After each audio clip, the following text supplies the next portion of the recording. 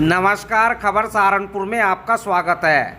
उमस भरी गर्मी से निजात पाने के लिए सभी लोगों को बरसात का बेसब्री से इंतजार रहता है, लेकिन शहर में रहने वाले कुछ लोगों के दिल आसमां में बादल देखकर ही दहल जाते हैं।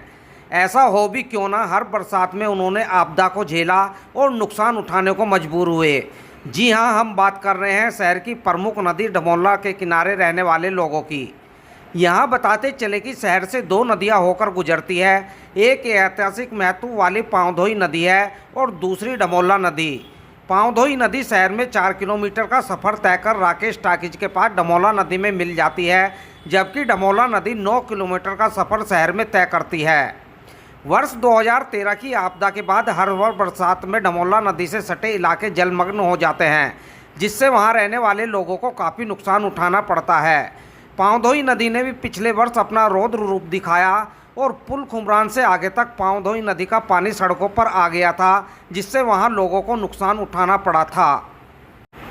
डमोला नदी में तेज पानी आने के साथ ही सबसे पहले देवपुरम क्षेत्र में रहने वाले लोगों के दिलों की धड़कनें बढ़ती हैं और वहां से गुजरते पानी के साथ साथ न्यू साकेत कॉलोनी के घर भी पानी के चपेट में आ जाते हैं। पिछले वर्ष यहाँ के लोगों ने काफ़ी कुछ झेला, जिसके कारण मुख्यमंत्री योगी आदित्यनाथ ने भी यहाँ का दौरा किया था। इस समय डमोला नदी शोक समंदर से अटी पड़ी है और सिल्ट ने भी नदी को भर रखा है, जिसके चलते यहाँ के लोगों को हल्की सी बरसात में भी पानी बढ़ने का डर सताता रहता है। आज साकेत कॉलोनी के लोग इकट्ठे होकर कलेक्ट्रेट पहुँचे, जहाँ उन्होंने जिलाधिकारी मनीष बंसल को अपनी पीड़ा सुनाई। जिलाधिकारी ने इस समस्या को गंभीरता से लेते हुए इसका स्थायी समाधान निकालने की बात कही।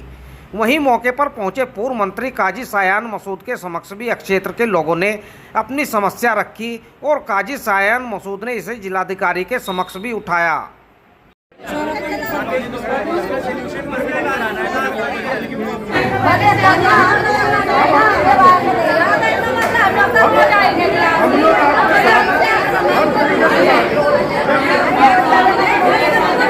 में भी पानी आ गया था, सबके घरों में पानी था।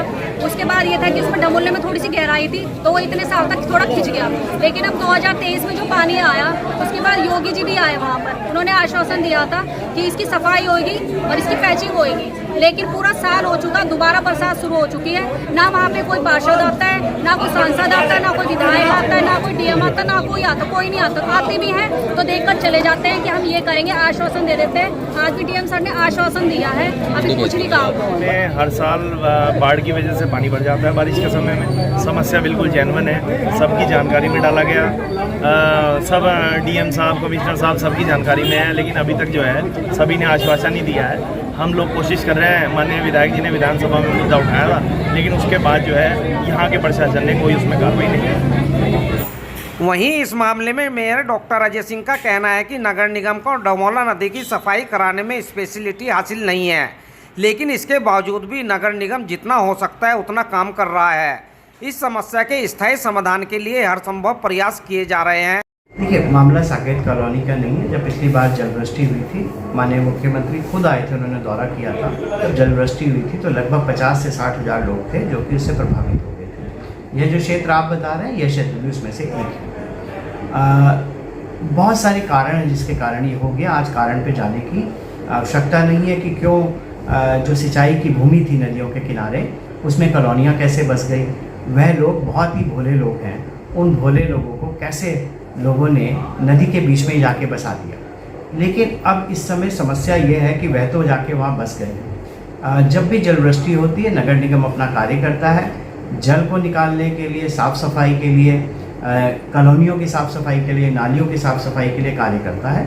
और जब आपदा आई थी पिछली बार भी, तो चाहे राहत शिविर हो या लोगों को सुरक्षित स्थान तक पहुँचाने का कार्य, और लगातार नगर निगम ने किया। नदियाँ जो हैं ये दोनों, यह सिंचाई विभाग की संपत्ति है और सिंचाई विभाग के पास ही इनके रिकॉर्ड है और दर्ज है। और सिंचाई विभाग ने ही पूर्व में भी इसके बोल्डर पिचिंग का कार्य और नदियों के पिचिंग का कार्य किया है। अभी पिछले वर्ष क्योंकि जलवृष्टि हुई, हम लोग ने अपने स्तर से अपने लोगों को बचाने के लिए काफ़ी सफाई का कार्य किया। इस बार भी हम अपने स्तर से नगर निगम नदियों की सफाई का कार्य कर रहा है और हमने शासन को भी लिखा है। और अभी पिछले हफ्ते हुई जो आपदा प्रबंधन प्राधिकरण की बैठक है, उसमें भी इस मुद्दे को मैंने बहुत ही प्रमुखता के साथ उठाया है सिंचाई विभाग के साथ जिस बैठक में डीएम साहब भी थे और माननीय मंत्री जी भी थे, उसको उठाया है कि नगर निगम स्पेशलाइज संस्था नहीं है जो बोल्डर पिचिंग ये सब कार्य कर पाए। नगर निगम इतना भी स्पेशलाइज नहीं है कि वह नदियों की सफाई कर पाए, लेकिन फिर भी हम अपने स्तर से अपने कर्मचारियों के कई बार उनको जोखिम में रखते हुए भी हम लोग इस कार्य को लोगों की बचाव के लिए करा रहे हैं। तो यह बातें सब शासन स्तर पे, हर स्तर पर उठ रही हैं और इस विषय को हम बहुत ही संजीदगी से ले रहे हैं। लगातार सिंचाई विभाग से वार्ता चल रही थी और सिंचाई विभाग ने पिछले महीने एक पत्र भेजा, जिस पत्र को मैं स्वयं उपस्थित होकर माननीय मंत्री नगर विकास और माननीय मंत्री सिंचाई, मैंने स्वयं उपस्थित होकर पत्र उनको दिया कि यह हमारे लोगों को बचाना है। हमारे लोगों को बचाने के लिए सिंचाई विभाग, नगर विकास विभाग सब आपस में चर्चा करें। इसको लेके दोनों ही प्रमुख सचिवों से मैं और विधायक सदन हम लोग मिल चुके हैं और इस पर बहुत ही जल्दी हम इसका कोई स्थायी निष्कर्ष निकालेंगे। NMC फार्मा 100% प्राकृतिक।